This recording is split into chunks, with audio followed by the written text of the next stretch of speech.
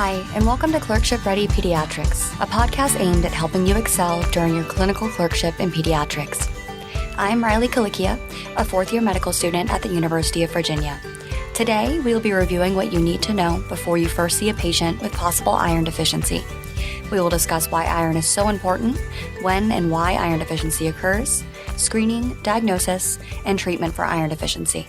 Iron deficiency is the most common nutritional deficiency that occurs in children in the United States.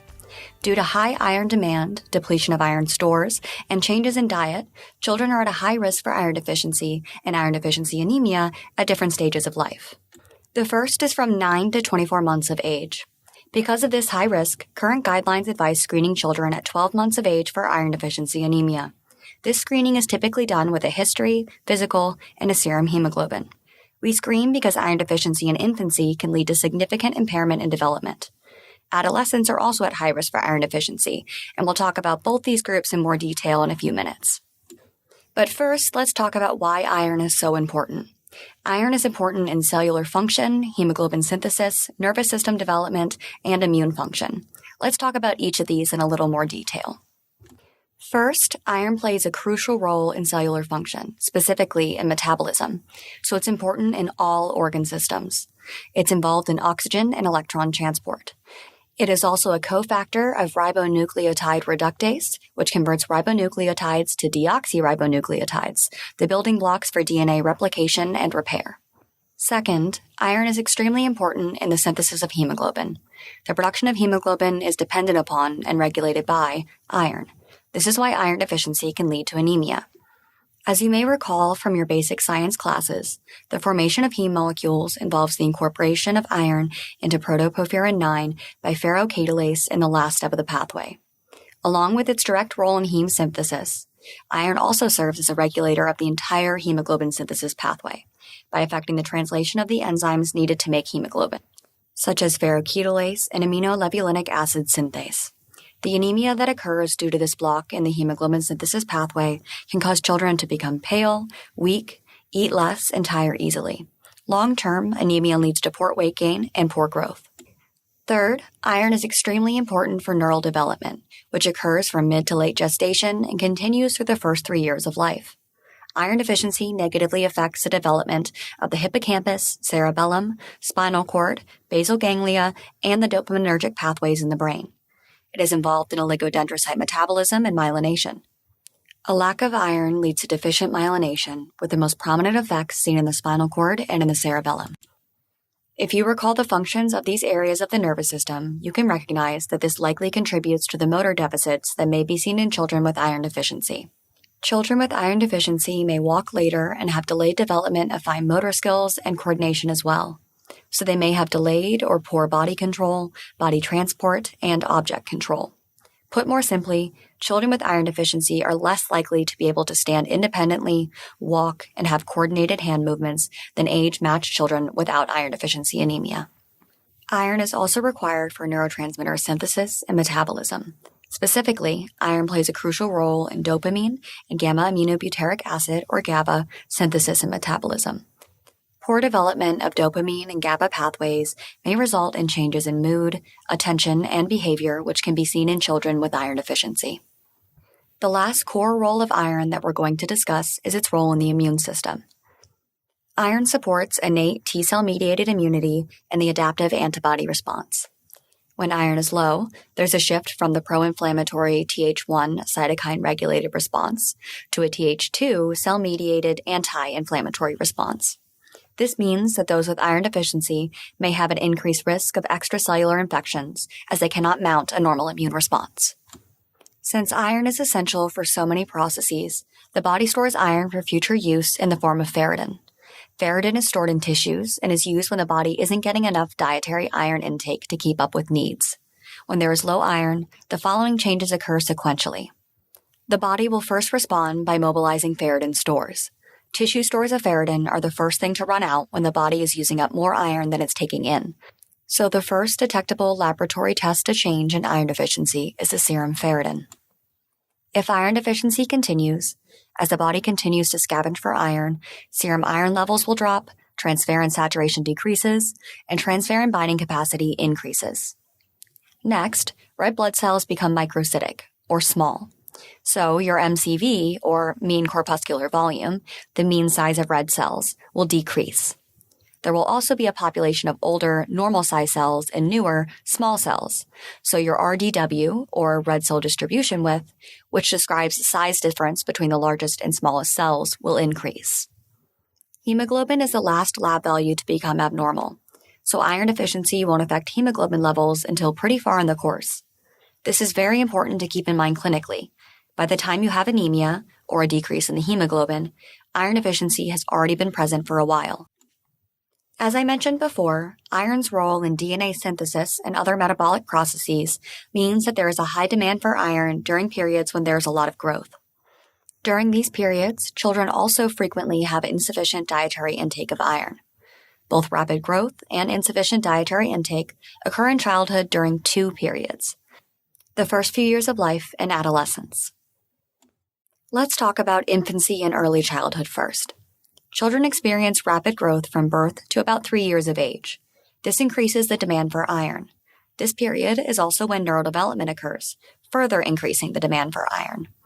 Brain development is ongoing from mid to late gestation through the first 3 years of life, as I stated earlier. Because of this high demand, there is often a period of relative physiologic iron deficiency.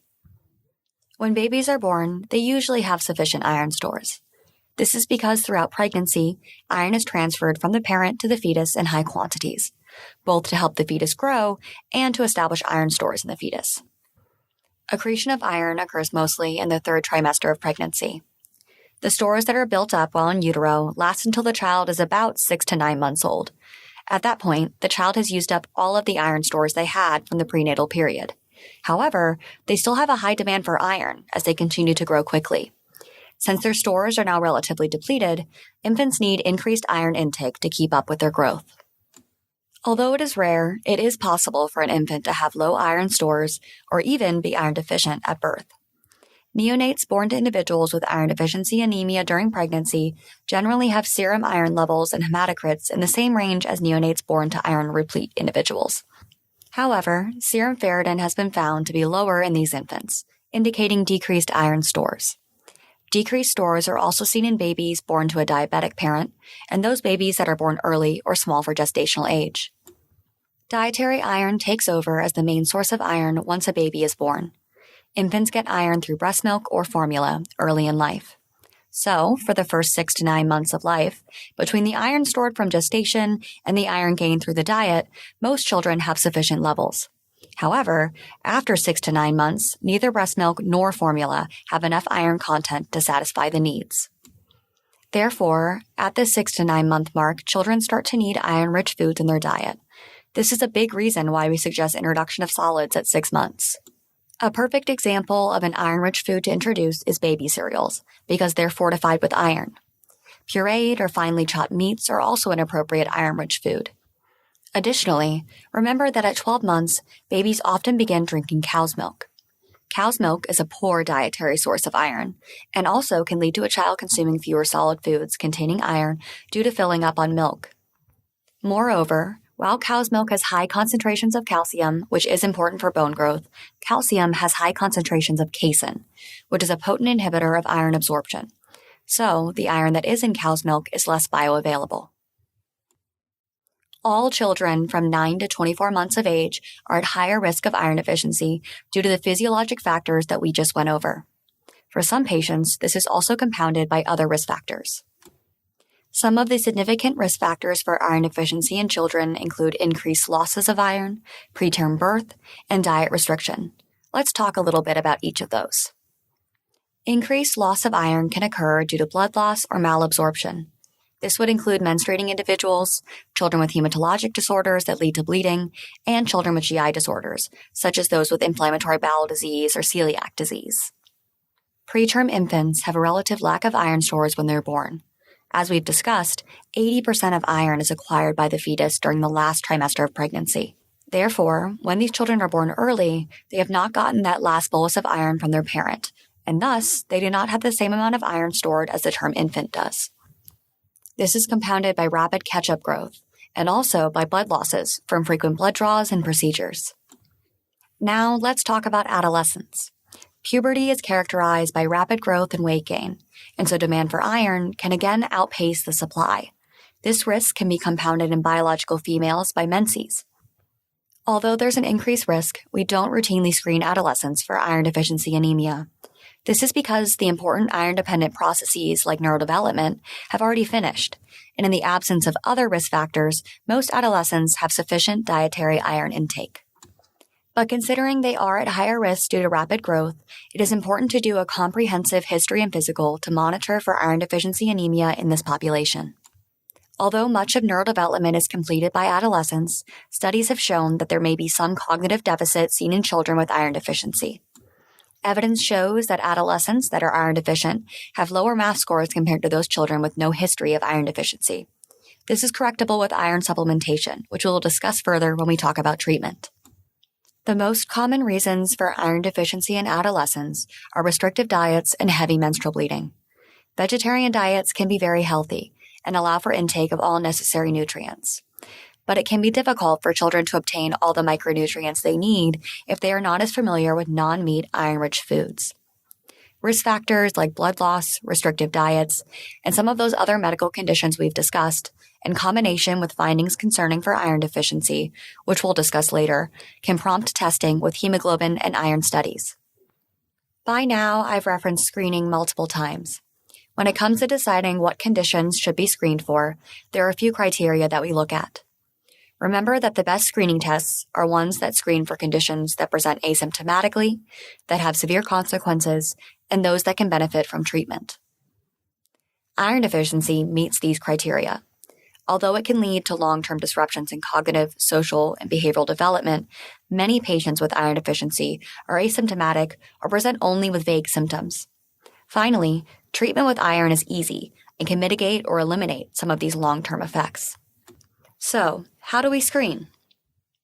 As with evaluating any other disease process, the first thing is to take a comprehensive history and physical. This is particularly important at ages when we do not routinely check a hemoglobin.